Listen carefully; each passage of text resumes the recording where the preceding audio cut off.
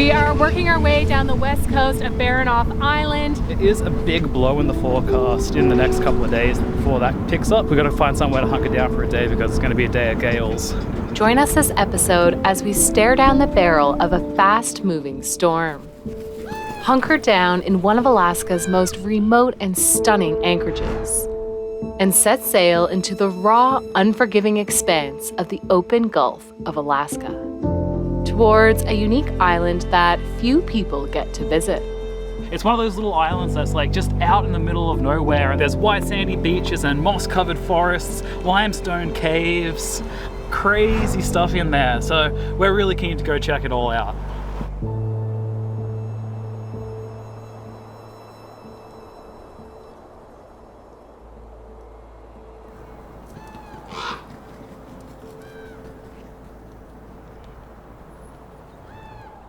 Bracing ourselves for the impending storm, we found shelter in one of the wildest anchorages we've ever been.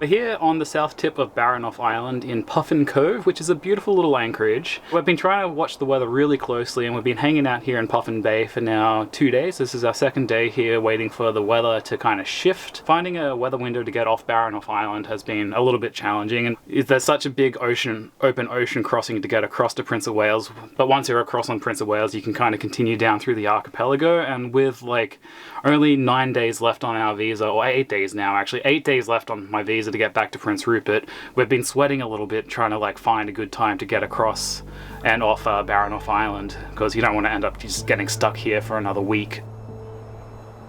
With gusts forecasted over 35 knots, we're hunkering down for a few days in this remote mountainous pocket that juts out into the Gulf. The cape at the tip of Baranof Island is fully exposed, so we'll need a solid weather window to make the crossing. For now, we're counting on this little anchorage to give us just enough protection to ride out the worst of it safely. And yes, there are puffins here. Cute, cartoonish birds only found here in the high latitude regions of the Northern Hemisphere. We haven't spotted one yet, but we'll be keeping an eye out.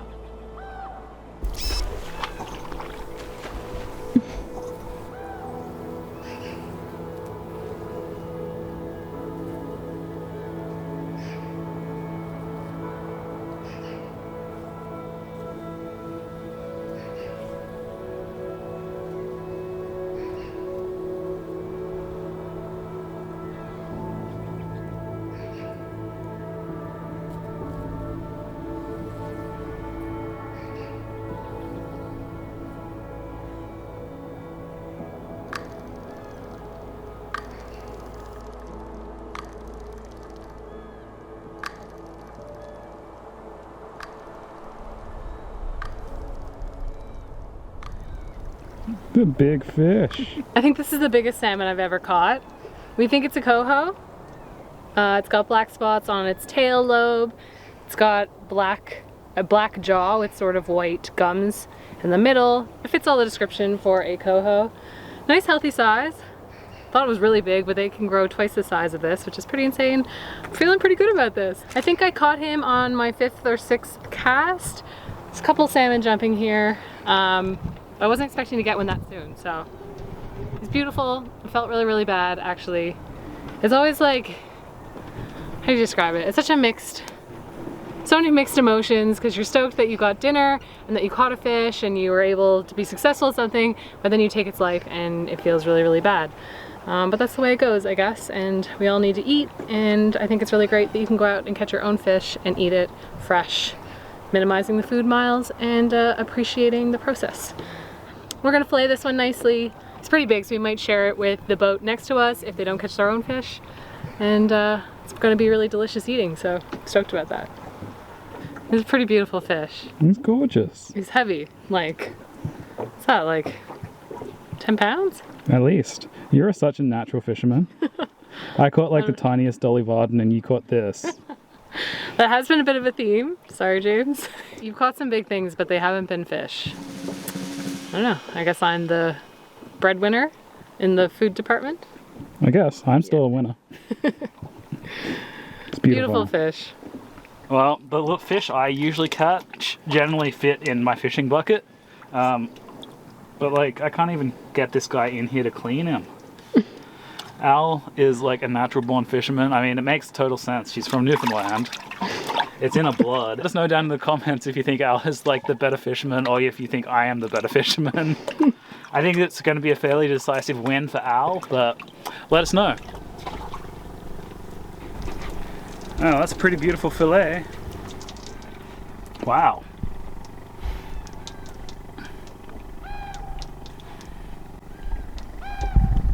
How are we going to eat all of this? We're gonna give it to the neighbors. They're still trolling, and yeah. I don't think they're having any luck. I don't think so. Shall we put it in a bag then? Yeah.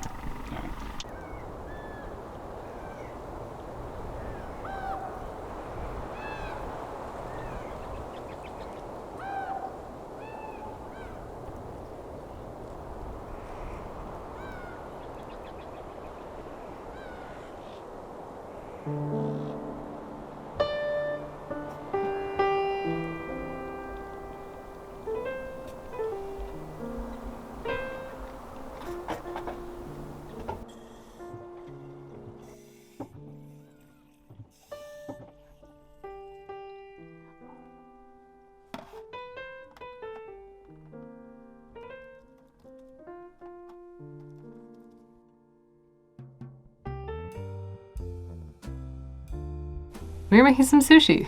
We're really excited because we don't have sushi all that often. We've got some cured salmon, fresh avocados, green onion, carrots, and it's gonna be pretty divine. Some spicy mayo, and we're just rolling it all together in a good old-fashioned sushi party here tonight. It's very calm, not rolly at all. It's very nice considering that it's an anchorage here exposed on the west coast of Baranof Island. So pretty amazing. I'm really stoked. I love sushi. Probably not the most traditional sushi in the world. If Alaskans can call gumboots slippers, then this is Alaskan sushi. Bit of gravel axe, bit of rice, bit of seaweed. We should probably sail to Japan someday and learn how to make sushi. Let us know down in the comments if you think we should sail to Japan and learn how to make sushi. If that's something you'd like to see on Alison and James, if those kinds of adventures would keep you following along or make you subscribe for that matter. If you haven't subscribed, you should subscribe already because I'm rolling up some more sushi here and the next one's for you.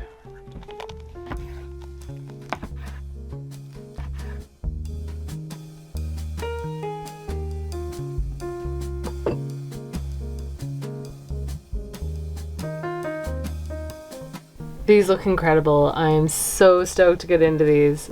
So I'm gonna eat one right now.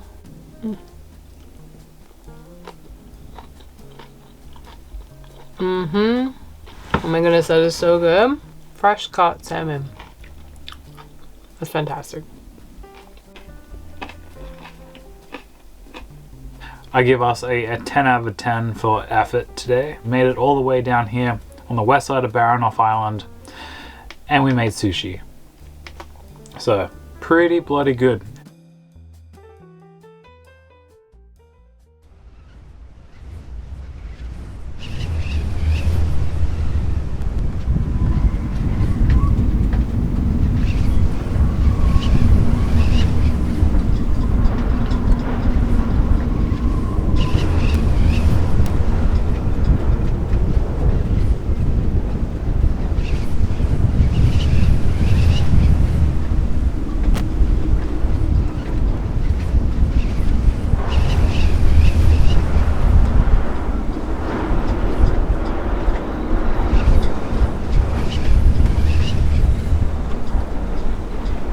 A little after 6 a.m. here. Did not sleep well overnight. The wind was really gusting in this anchorage, and Uinta is bouncing all over her road.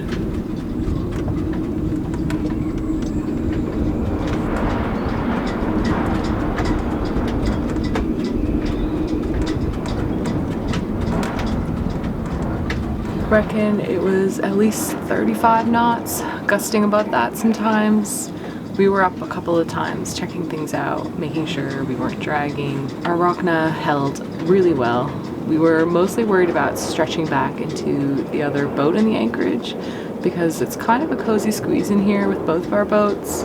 We actually thought it'd be more protected in here since the mountains face the prevailing winds, but the wind seemed to be funneling in through the valley and hitting the mountain, sending it straight down to the water.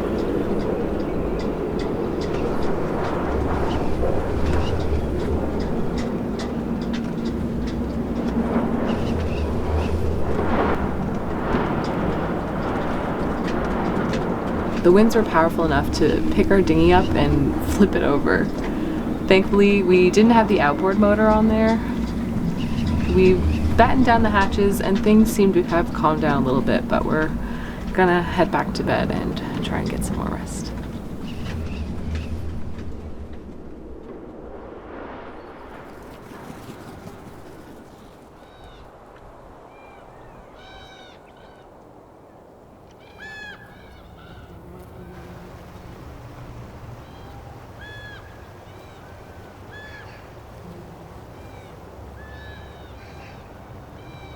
It was really windy yesterday. We were getting 35 knots here in the anchorage overnight, but it seems to have settled out today. It looks like today is forecasted for more of like 15, gusting to the low 20s, which I think would be a really nice sail. Mostly downwind. It might be a little bit more on the beam as the wind shifts throughout the day. But we really got to get going this morning to try to make most of the weather window to get across. It's about 20 nautical miles across to Coronation Island, where we could stop in Egg Harbor if the conditions are looking right for that. If not, we're going to try to continue on to Warren Cove, which is another 20 miles past that, so 40 nautical miles all up, which is a pretty big day of sailing for us. Should take us most of the day if we do that. There is a little bit of current out there around Coronation Island, which we need to be aware of. The currents at the moment are fairly marginal. The tide shift isn't too big. It's about 10 feet at the moment, which is good because it means the current will be diminished. So the wind against current effects will be not as severe as they otherwise would be. But yeah, so that's more or less the plan, is to try to get out of here this morning, cross to Coronation Island, and then we'll make a decision whether we want to continue on to Prince of Wales or whether we're going to stop there for the night. Yeah, that's the plan.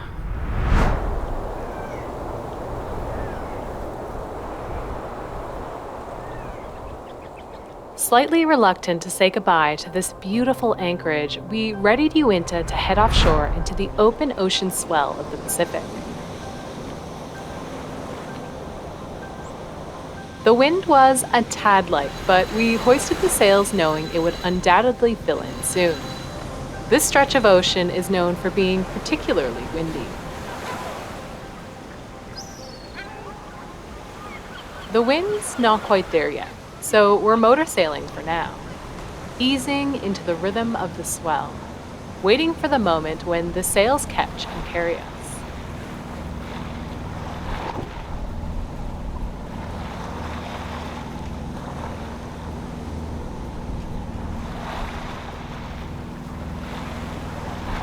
The coastline of Baranof Island is absolutely beautiful, with these dramatic peaks coming right out of the ocean, really green and lush. This is a volcanic island. We are in the Pacific Ring of Fire. But yeah, really, really beautiful coastline, and a little bit more unique than what we've seen sort of coming up the Inside Passage route.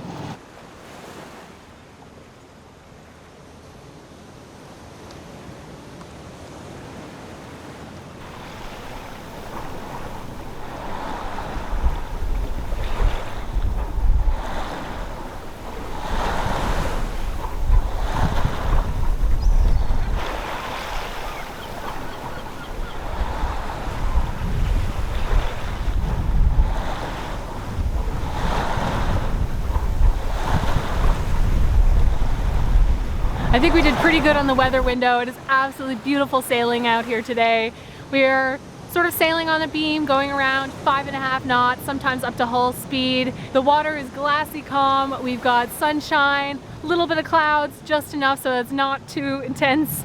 And yeah, we're just cruising along.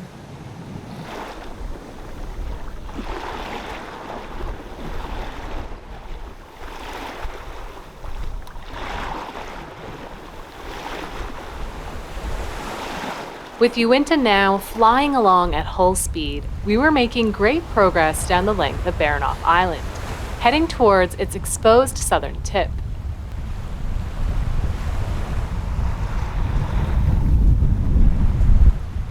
But yeah, this is absolutely glorious sailing today. It's like maybe 10 knots of wind and we are just cruising along, gentle swells.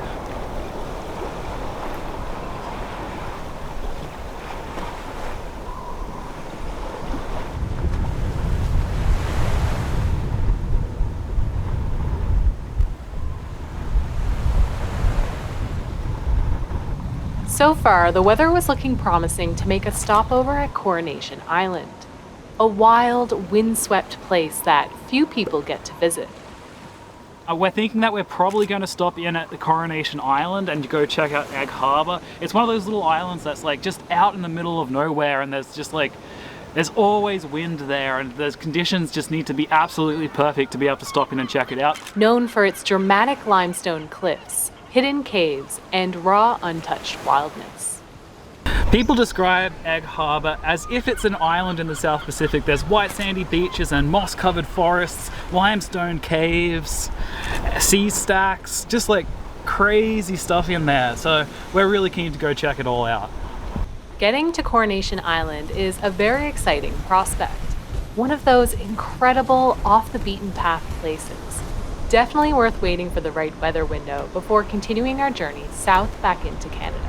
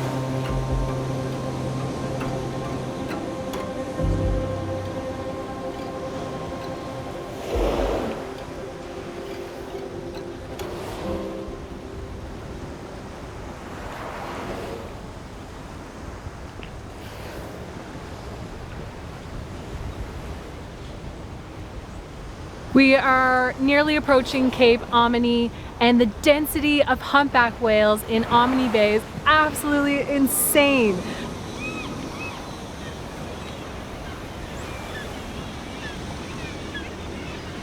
We've counted at least 20 individuals at one time. Definitely the greatest number of humpback whales we've ever seen in one spot. There must be an insane amount of food here for them on the southern Cape of Baranof Island. Probably a really great place to hang out, fatten up after their long trip from Hawaii, and get bulked for their passage south again. Pretty amazing stuff.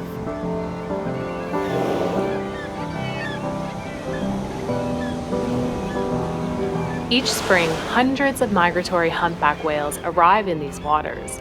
Having left their warm tropical breeding grounds behind, they swim non-stop for nearly 40 days, a return journey of 6,000 miles, making it the longest migration of any mammal on Earth.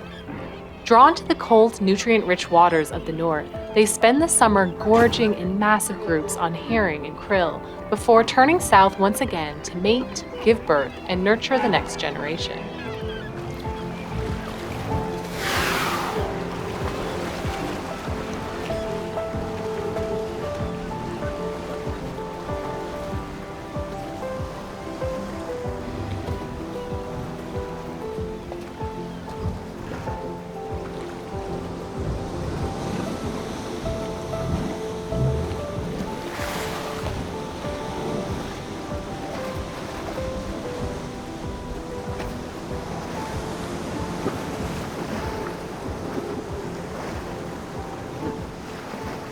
Absolutely blown away by that humpback whale show. It is absolutely nuts to see that many large aquatic marine mammals in one place. Like usually you see, maybe 3 or 4 humpbacks in the same area, but to see like 20 plus, like wherever you look, you just see spray after spray after spray. It's crazy. I've never seen that many whales in like a congregation like that. I usually always think of them as like solitary animals. Super, super cool to see it out here. It's such an exposed part of the archipelago. The open Pacific is beyond, and there must be just like a funneling of currents and a collection of fish that kind of just ends up hanging out here on the peninsula. It's quiet, there's very little boat traffic. I've only seen one fishing vessel come by this morning, and we're out here sailing, and it's beautiful. It is so, so beautiful. Oh, this is like the wet dream of sailing conditions. We're like doing 5.5 knots on a beam, rolly swells, humpbacks everywhere, mountains. Baranof Island might be my favorite place to ever cruise. Yeah, my God. Let us know what you think of Baranof Island down in the comments.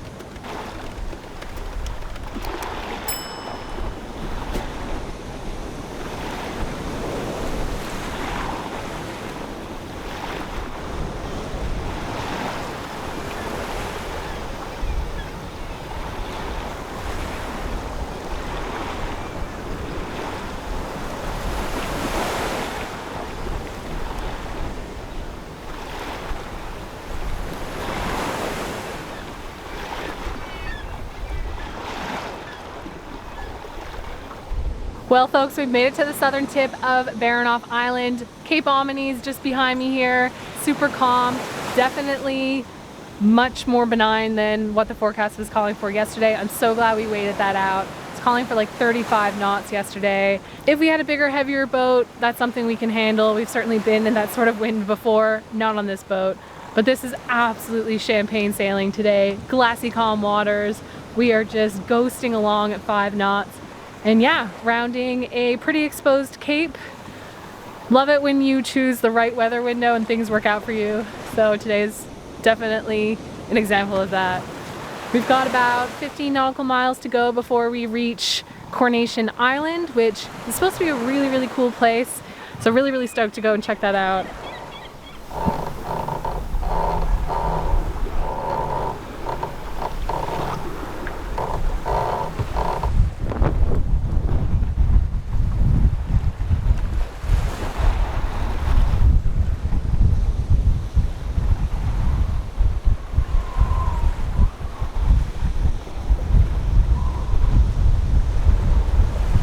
We have flattened the sails, tightened in the head sail, and we are now cruising upwind at around 6 knots. When we were looking at the weather forecast before we left Puffin Cove, we definitely seen that the wind was going to wrap around and sort of come from the south a little more as the day progressed, which is definitely what we're seeing now. So we've got upwind sailing conditions, definitely feeling a little bit chillier with the apparent wind, and we've got waves sort of on the beam now. I mean, they're really, really tame, but before they were we're healing more too. We had waves sort of pushing us towards our destination, and now they're just a little more abeam. So yeah, accurate weather forecasting with the shift in the wind. We were sort of aiming more to the west side of Coronation Island because we were expecting this to happen. Now we've got a really great angle, basically right into Egg Harbor if it stays like this. So really, really blissful sailing conditions. Super, super stoked to get to this island.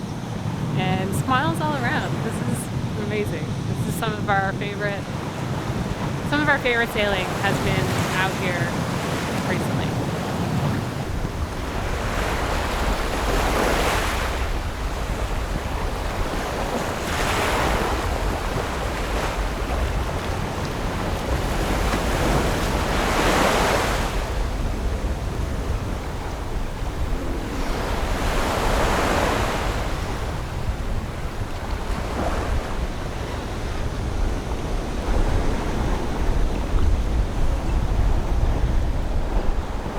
One thing I love about our little boat is it just feels super responsive. We took out the wheel at the beginning of the season and installed a tiller, and it's so nice to be able to just sit back with your hand on the tiller, feel everything that's going on with the rudder. The boat feels so balanced right now. It's just beautiful sailing. We have a really, really simple boat. When you get these great conditions, it just feels incredible to sail. Yeah. I'm just feeling really blissed out about sailing at the moment. You are the autopilot.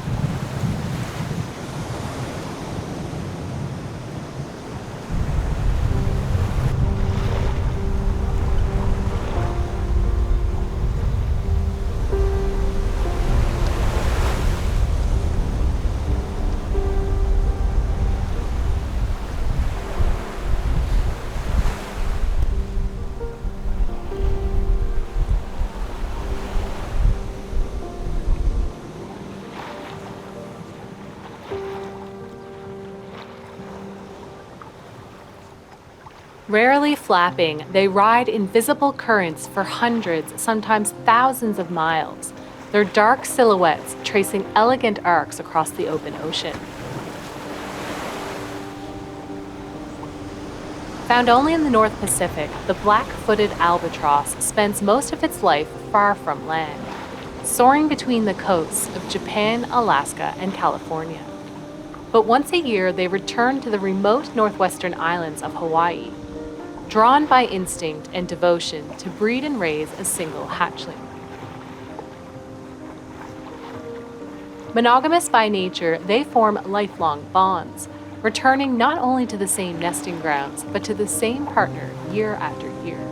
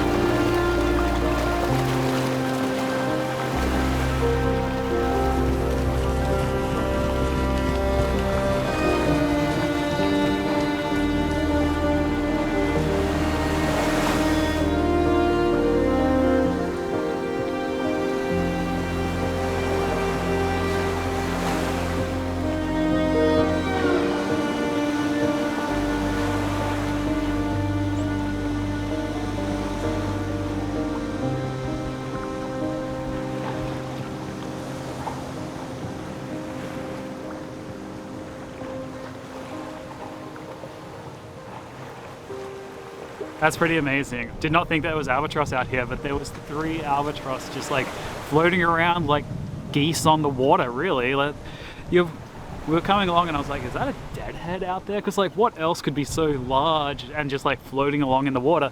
But no, it wasn't a deadhead, it wasn't a swan, it was a bloody albatross. They run along the water like ducks trying to take off, which is hilarious for how big of a bird they are. And Al got an absolutely incredible shot of an albatross taking flight. So let us know down in the comments if you like that shot. I think it's pretty spectacular. She's doing a great job filming out here. It's really tough to be both sailing and filming all these amazing things at once. So huge shout out to Al down in the comments, guys. Aww.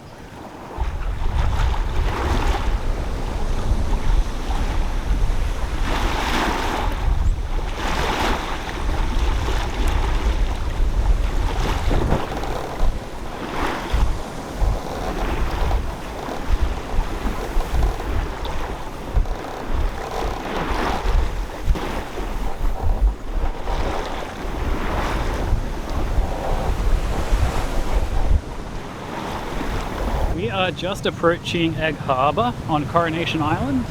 Still pretty well going upwind. It's been a fairly light afternoon of breeze here, which has been lovely because the sea state's been really calm, nice and settled, and we've actually been able to sail upwind very, very comfortably at like a 10-degree heel, which is absolutely incredible. I don't know if I've ever experienced like open ocean sailing that has been this comfortable before. But we are just arriving here at Egg Harbor. A couple of nautical miles left to go and we can drop the hook and go check it all out.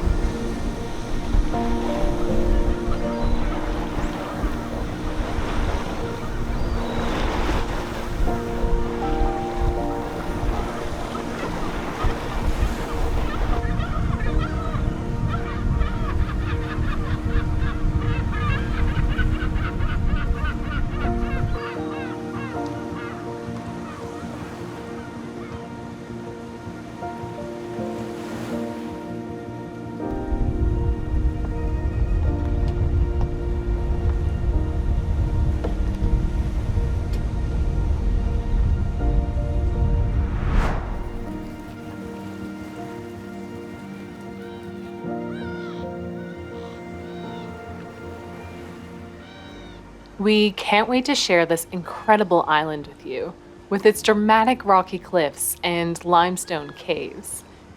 Its dense temperate rainforest is home to all sorts of wild creatures, which in the 1960s became a site of a fascinating wildlife experiment.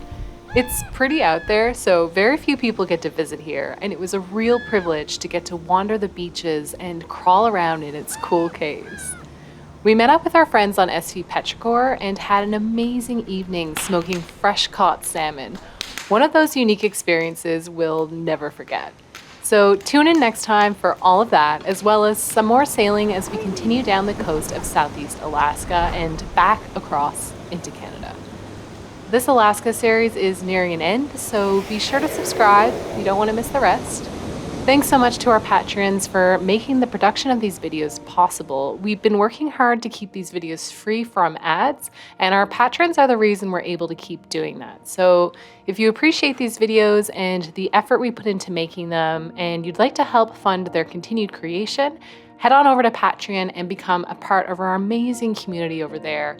Or if that's not your thing, you can also send a one-time donation to our PayPal, link in the description below.